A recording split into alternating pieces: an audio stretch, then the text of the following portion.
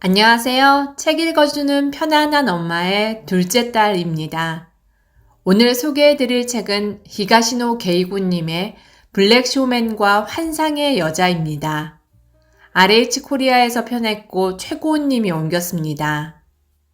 히가시노 게이고님은 일본을 대표하는 베스트셀러 소설가인데요. 1985년 방과 후로 데뷔해 제31회 에도가와 람포상을 받았고 그 후로 발표하는 작품마다 베스트셀러가 되면서 전 세계 독자들에게 많은 사랑을 받고 있습니다. 일본 미스터리 추리소설의 대가로 알려져 있는 분이신데요. 주요 작품으로는 용의자 X의 헌신, 편지, 수상한 사람들, 아름다운 흉기 등 다수가 있습니다. 새로운 시리즈인 블랙쇼맨은 블랙쇼맨과 이름 없는 마을의 살인으로 시작을 알렸는데요. 이 소설이 코로나 팬데믹 이후의 현실을 오롯이 담은 미스터리였다면 블랙쇼맨과 환상의 여자에서는 쇼맨이 활약하는 쇼맨을 위한 단편을 엮어서 선보입니다. 새 단편을 통해서 블랙쇼맨 가미오 다케시의 정체와 미스터리가 해결되는 비밀스러운 공간 트랩핸드가 마침내 그 실체를 드러냅니다. 블랙쇼맨과 환상의 여자는 세 단편으로 이루어져 있는데요.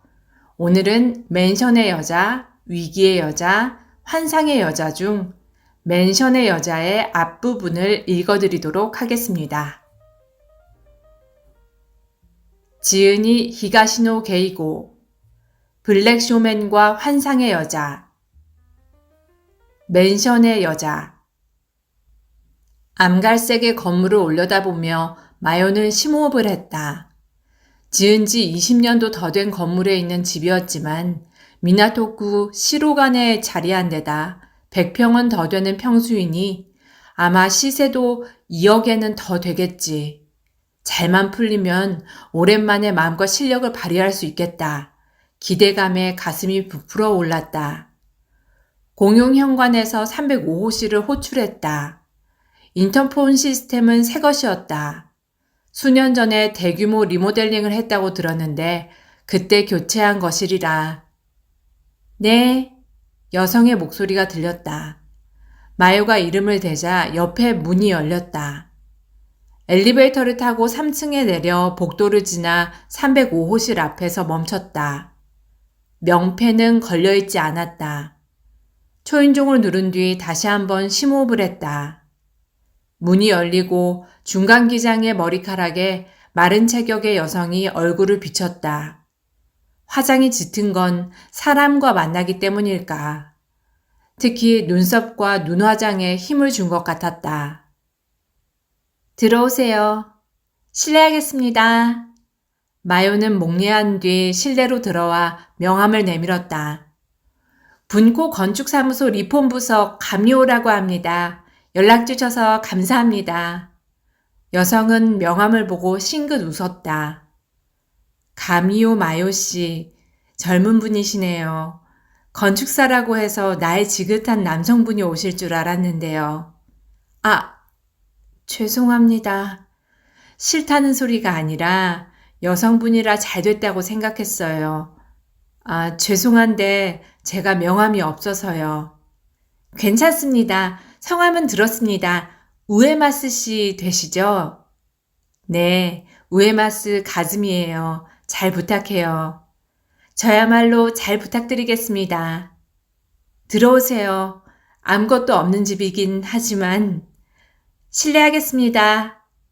마요는 구두를 벗고 가져온 슬리퍼로 갈아 신고 안으로 들어갔다. 정말 실내에는 아무것도 없었다. 석 달 전에 매입해두기만 하고 한 번도 거주하지 않았다니 그럴 법도 하다. 마요는 실내를 한 바퀴 둘러봤다. 사전에 조사해놓은 평면과 같았다.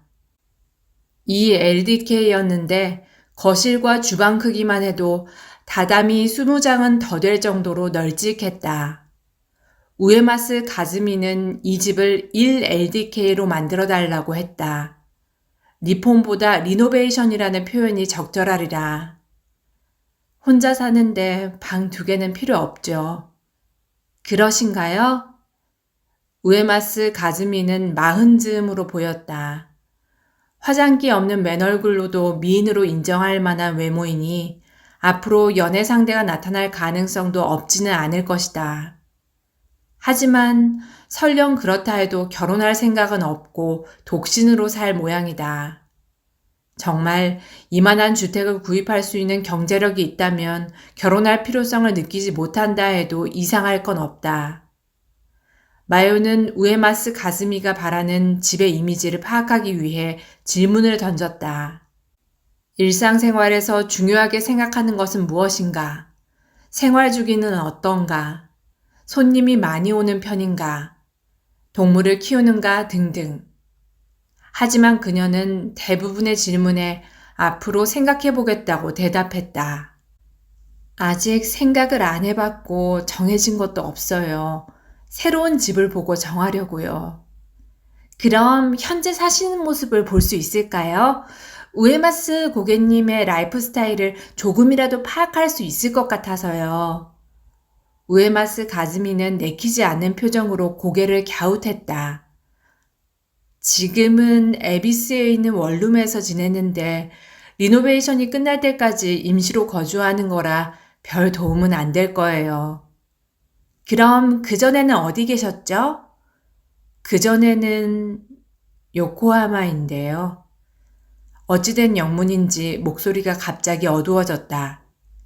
맨션이었나요? 아니요, 연식이 있는 단독주택이에요. 그러셨군요. 괜찮으시다면 그 집을 한번 보여주실 수 있을까요?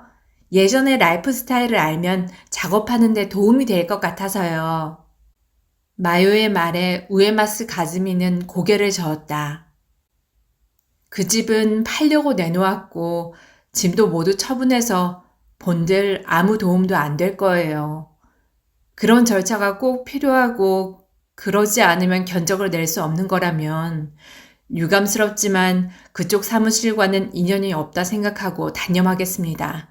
다른 곳을 찾아보죠. 그때까지와는 180도 달라진 냉담한 말투에 마요는 당황했다. 절대 그런 건 아닙니다. 황급히 말을 이었다. 혹시나 해서 여쭤본 거고요. 그럼 제가 몇 가지 콘셉트를 준비할 테니 그걸 토대로 상의하는 건 어떠실까요? 우에마스 가즈미는 생긋 웃었다. 좋아요. 그렇게 하죠. 일주일쯤 시간을 주실 수 있을까요? 일주일? 알았어요. 기대할게요. 기분이 나아진 모양이다. 기대에 부응할 수 있도록 노력하겠다고 말하며 마요는 가슴을 쓸어내렸다. 일주일 뒤 우에마스 가즈미에게 연락을 넣었다.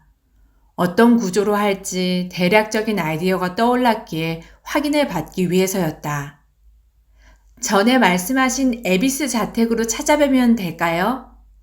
마요의 물음에 우에마스 가즈미는 하고 잠시 뜸을 들이다 말을 이었다. 여기는 전에 말씀드렸다시피 원룸이에요. 게다가 요코하마 집에서 가져온 짐이 쌓여 있어서 도면을 펼쳐놓을 공간도 없어요. 그렇다고 카페 같은 데서 만나면 남들이 제 이야기를 들을까봐 싫고요. 혹시 둘이서 조용히 얘기할 만한 데 없을까요? 그러시다면 알맞은 곳이 있습니다. 가게를 빌려달라는 마요의 부탁에 다케시는 술잔을 닦던 손을 멈추고 미간을 찌푸렸다. 이런 시간에 무슨 일로 왔나 했더니 나한테 허락도 없이 그런 걸 멋대로 정하면 어쩌라는 거냐? 지금 부탁하잖아요. 영업시간 전인데 그 정도는 괜찮잖아요. 영업 준비 중이라는 팻말 못 봤어? 영업 전에 이것저것 준비할 게 많다고.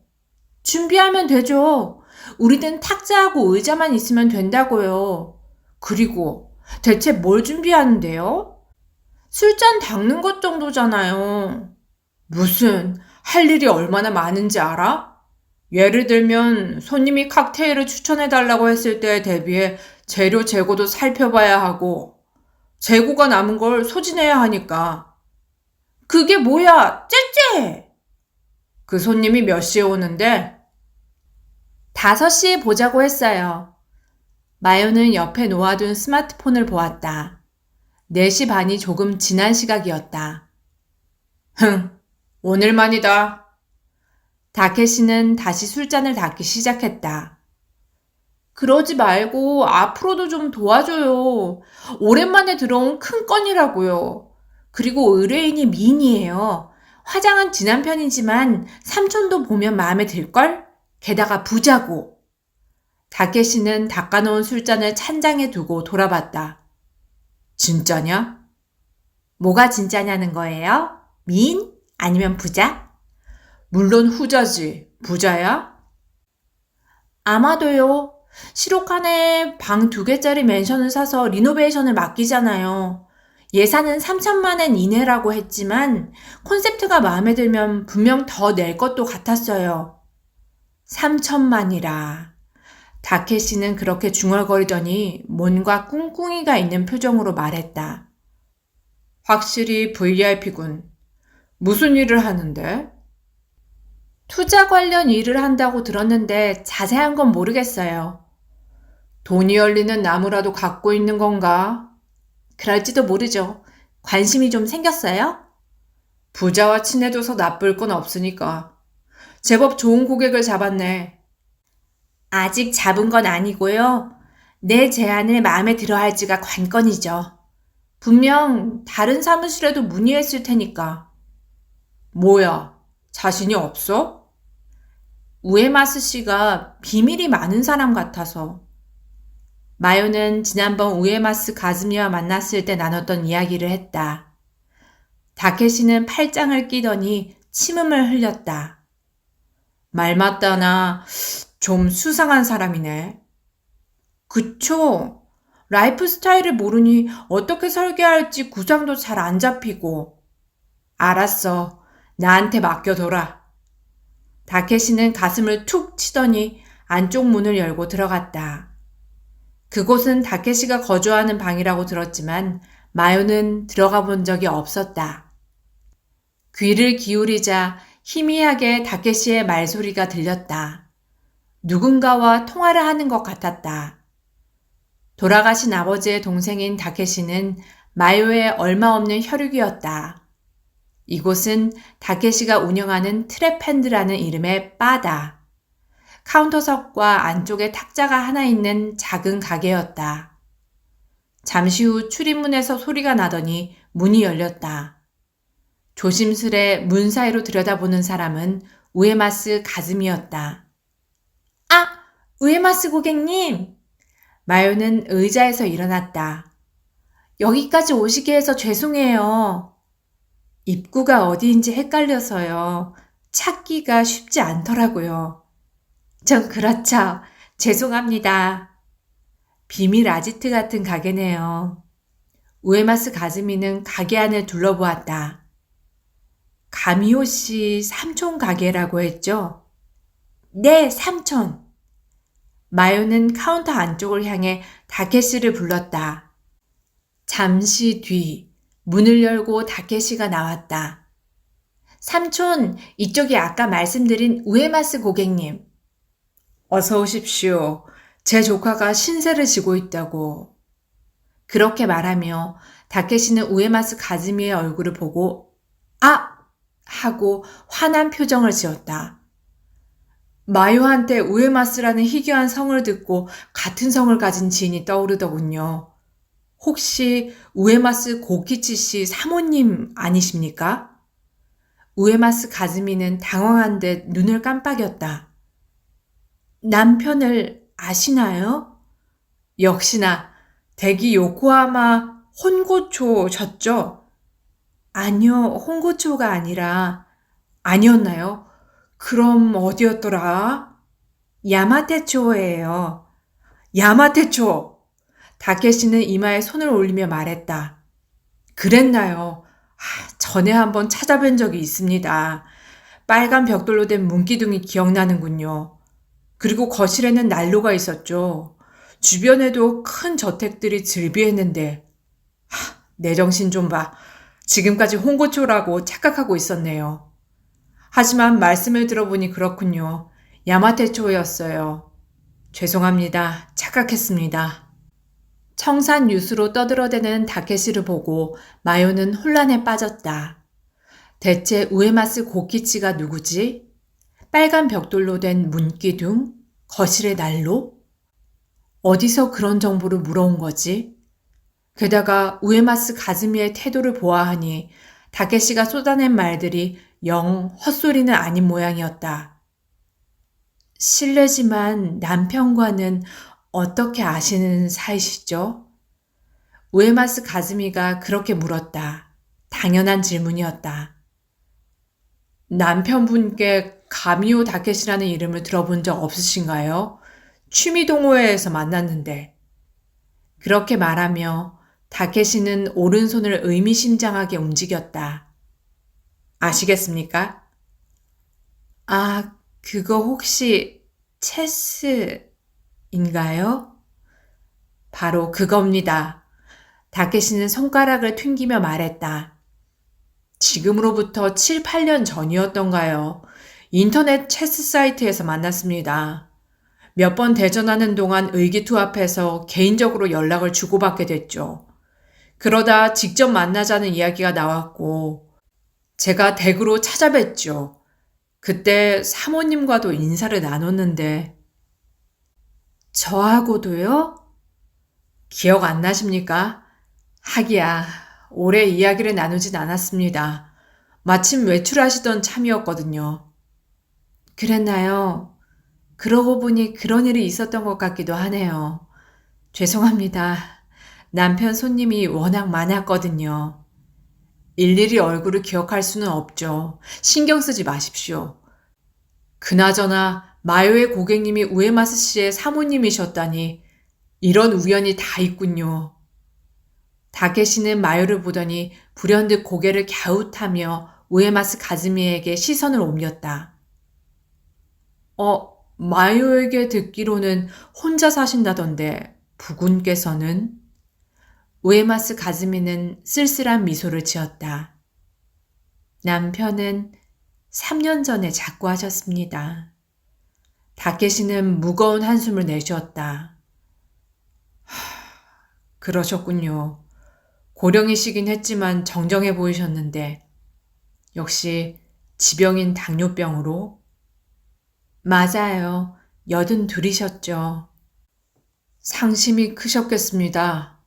체스 사이트가 문을 닫은 뒤로는 연락도 뜸해져서 종종 잘 지내시는지 궁금했는데 삼가 고인의 명복을 빕니다. 감사합니다. 그럼 지난 3년간은 그 집에서 혼자 지내셨겠군요. 네, 적적하셨겠습니다. 그러다 이번에 이사할 결심을 하신 거고요. 원래는 계속 그 집에서 살 생각이었어요. 남편과의 추억이 담긴 집이니까요. 하지만 반년쯤 전에 도둑이 든 뒤로는 혼자 살기 무서워져서 도둑이요? 큰일을 겪으셨군요. 제가 집에 없어서 다행이었지만 혹시라도 마주치기라도 했으면 상상만 해도 소름이 끼치죠. 우에마스 가즈미는 두 손으로 팔을 감쌌다. 그러게 말입니다. 마요, 안쪽 탁자를 써라. 네 아이디어를 우에마스 씨에게 잘 설명드려. 나한테도 중요한 분이니 신뢰되지 않게 잘 모셔야 한다. 우에마스 씨, 조카는 아직 애송이지만 건축사로서는 제법 실력이 괜찮습니다. 마음에 안 드시는 부분이 있으면 부담 없이 말씀하시고 원하시는 대로 만들어달라고 하십시오. 우에마스 가즈미는 네 하고 미소 지었다. 그럼 우에마스 고객님 안쪽으로 가시죠. 뭐가 뭔지 영문을 알 수 없었지만 마요는 우에마스 가즈미를 탁자로 안내했다. 진짜 그러지 좀 마요. 얼마나 조마조마했는데. 우에마스 가즈미를 배웅한 뒤 마요는 카운터 안쪽에 다케시에게 투덜거렸다. 무슨 소리야? 무슨 소리긴? 갑자기 우에마스 씨 부군이 어쩌고 그랬잖아요.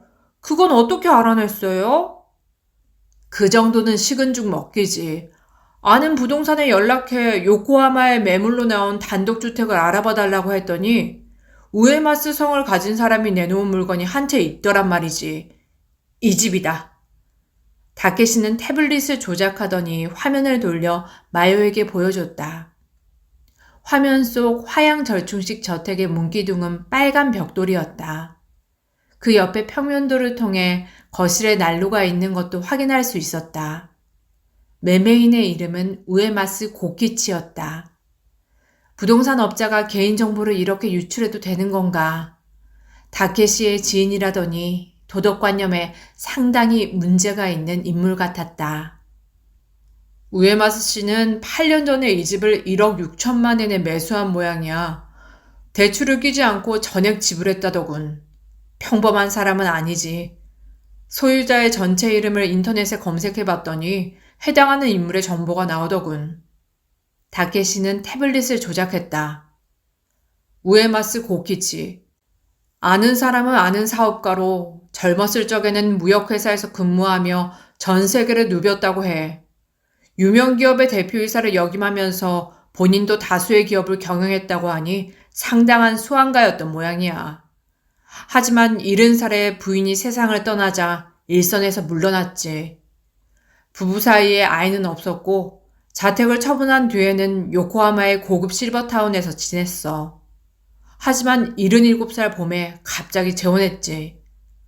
하지만 결국 82살에 당뇨병이 악화돼 별세했고 우에마스 가즈미 씨가 직업을 가진 사람처럼 안 보인 것도 당연하지. 실제로 무직이고 죽은 남편에게 물려받은 막대한 유산이 있으니 일할 필요가 있겠어? 다케시는 다시 마요에게 태블릿을 내밀었다. 화면 속에는 안경을 낀 백발의 노인이 웃고 있었다. 고작 이 정도 정보로 그런 이야기를 지어냈어요?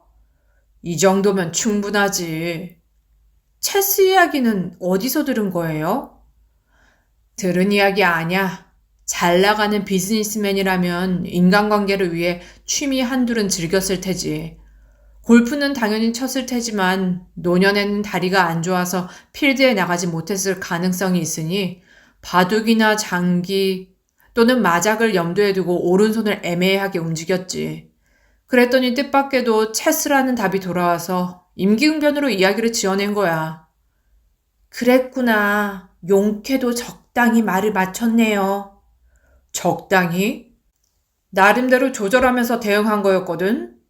처음에 요코하마의 홍고초라고 해서 우에마스 가즈미 씨가 정정하게 유도했지. 그것도 다 계산된 거야. 세세한 부분까지 정확히 기억하고 있는 것보다는 다소 기억에 착오가 있는 게 현실적이니까. 못 살아. 뭐 때문에 그렇게까지 하는 건데? 뭐 때문에? 네 일이 잘 풀리게 하려고 이러는 거 아냐. 주택 리노베이션이라는 큰일을 맡기는데 생면부지의 상대보다는 조금이라도 연이 있는 사람이 마음 놓이지 않겠어? 여기서 이야기를 들어봤는데 너희 사무소랑 계약할 것 같던데. 그건 그런데. 표정이 왜 그래? 뭐 마음에 걸리는 거라도 있어? 그건 아닌데. 마요는 옆에 놓아둔 자료를 보며 한숨을 흘렸다. 오늘 마요는 세 종류의 리노베이션 플랜을 준비해왔다. 지극히 심플한 콘셉트, 과감한 콘셉트, 튀지 않는 정통파 콘셉트였다. 내심 자신있게 디자인한 건 과감한 콘셉트였다. 1인 가구의 생활을 만끽할 수 있도록 넓은 거실을 휴식 공간과 업무 공간으로 나누고 각각 다른 느낌으로 디자인하고 다른 소재를 썼다. 어느 공간에 있느냐에 따라 기분이 확 달라지는 콘셉트였다. 두 번째로 자신 있던 심플한 콘셉트도 나쁘지 않았다. 벽 한 면에 수납 공간을 만들어 생활하는 데 필요한 최소한의 가구만 두도록 설계했다. 나머지 정통파 콘셉트는 솔직히 재미는 없었다. 어떤 건축사든 내놓을 수 있는 콘셉트라 스스로도 작업하며 딱히 즐겁지 않았다. 하지만 우에마스 가즈미가 선택한 건 정통파 콘셉트였다. 과감한 콘셉트와 심플한 콘셉트에는 눈길조차 주지 않았다. 그건 어쩔 수 없지. 취향 문제니까. 너도 그래서 세 종류의 콘셉트를 준비한 거잖아. 그 중에 하나가 마음에 든다니 잘 된 거 아니야? 정말 마음에 든 걸까? 왜 그런 생각을 하는데? 왠지 가격으로 정한 것 같아서. 제일 저렴한 견적을 고른 거야? 아니, 견적은 제일 비싸요. 평범하고 지루한 디자인이라 재료를 고급으로 했어. 그런 가치관인가 보지. 물건의 좋고 나쁨을 가격으로 판단하는 사람도 있어. 그럴 수도 있는데 그게 다가 아니에요. 뭔데? 우에마스 씨, 아무래도 다른 사무소엔 의뢰 안 했나 봐. 보통 이런 일은 잘 없거든요. 대부분의 고객들은 여러 사무소에 의뢰해 콘셉트와 견적을 낸 다음에 그 중에서 본인 취향에 맞고 저렴한 콘셉트로 정하려 하는데 남편한테 막대한 유산을 상속받았으니 돈이 넘쳐나나 보지. 그렇게 부자인데 인색하게 굴겠어? 보통 내기가 아니야. 보통 내기가 아니라니? 아마 젊었을 적부터 좋다고 쫓아다니는 남자가 한둘이 아니었겠지. 그런 남자들은 거들떠도 안 보고 자기보다 갑절은 나이 먹은, 게다가 지병이 있는 영감을 잘 구슬려 결혼했잖아. 자식이 없으니 남편이 죽으면 전 재산은 자기 거니까. 그리고 계획대로 됐지. 처음부터 유산을 노리고 결혼했단 소리예요? 그게 아니면 뭔데? 어쩌면 결혼 후에 의도적으로 당뇨병이 악화되는 식단을 짰을 수도 있지. 그만해요. 내 고객을 살인자 취급 말라고요. 불길한 상상에 마요는 등골이 서늘해졌다. 설령 그렇다 하더라도 뭐 어때? 말해두지만 비난하려는 게 아니야. 오히려 찬사를 보내고 싶을 정도지. 고독한 영감님이 그 많은 재산을 저승길 갈 때 싸가면 누가 좋겠어? 고작해야 국고나 채워주겠지.